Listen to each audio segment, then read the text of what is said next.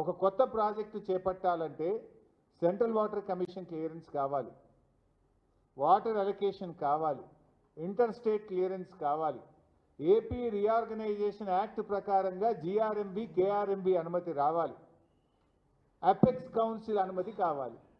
ఏ అనుమతి లేకుండా గోదావరి బంకచెర్ల ప్రాజెక్టును ఇవాళ ఆంధ్రప్రదేశ్ ప్రభుత్వం తీసుకొని పోతా ఉంది. ఏం చేస్తుండ్రు ముఖ్యమంత్రి, ఏం చేస్తుండ్రు నీటిపారుదల శాఖ మంత్రి, ఏం చేస్తుండ్రు? కనీసం ఇవాళటి వరకు ఉత్తరం కూడా రాయలే వీళ్ళు. అరే ఇది అన్యాయము, మా అనుమతి లేదు, మా ప్రాజెక్టులు పెండింగ్లో ఉన్నాయి, మా ప్రాజెక్టులు క్లియర్ చేయకుండా, మా సీతారామ అన్నే ఉన్నది, మా సమ్మక్క సాగర్ అన్నే ఉన్నది, మా వార్దా అక్కడనే ఉన్నది, మాది క్లియర్ చేయకుండా ఈ ప్రాజెక్టుకు ఆంధ్రప్రదేశ్ ప్రభుత్వం ముందుకు పోతా ఉంది, దీన్ని ఆపండి అని చెప్పి ఈ రోజుకు ఉత్తరం కూడా రాయలేదు మీరు.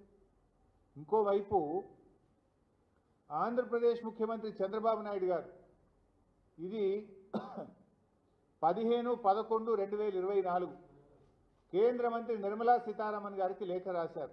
మేము ఇట్లా ప్రాజెక్టు కట్టుకుంటున్నాం, మేము 80,112 కోట్లతో ఈ ప్రాజెక్టు కడుతున్నాం, దీనికి డబ్బులు ఇవ్వండి, కేంద్ర ప్రభుత్వం బడ్జెట్లో నిధులు పెట్టండి అని ఆంధ్రప్రదేశ్ ముఖ్యమంత్రి గారు 15/11/2024 నవంబర్ 2024లో ప్రాజెక్టు రూపకల్పన అయిపోయింది, పైసల కోసం ఢిల్లీకి ఉత్తరాలు రాస్తుంది చంద్రబాబు నాయుడు గారు. ఇది 15/11/2024. ఇంకో ఉత్తరం రాసిండు 31 డిసెంబర్ 2024 నిర్మలా సీతారామన్ గారికి రాశారు. ఏమని?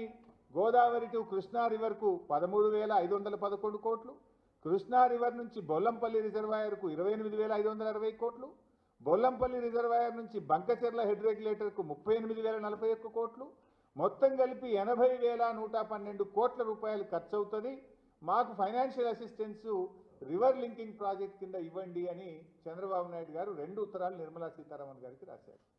దీని మీద ఆర్థిక శాఖలో ఫైల్ కదులుతూ ఉంది. నిర్మలా సీతారామన్ గారు ఏడీబీ నుంచి, ఏషియన్ డెవలప్మెంట్ బ్యాంక్ నుంచి 40,000 కోట్లు ఇప్పిస్తామని ఆంధ్రప్రదేశ్కు మాట ఇచ్చారు. ఏషియన్ డెవలప్మెంట్ బ్యాంకు కూడా వీళ్ళు ప్రతిపాదనలు పంపించి ఆంధ్రప్రదేశ్ 40,000 కోట్లు తెచ్చుకొని గోదావరి బంకచెర్ల ప్రాజెక్టు ముందుకు తీసుకొని పోతా ఉంది.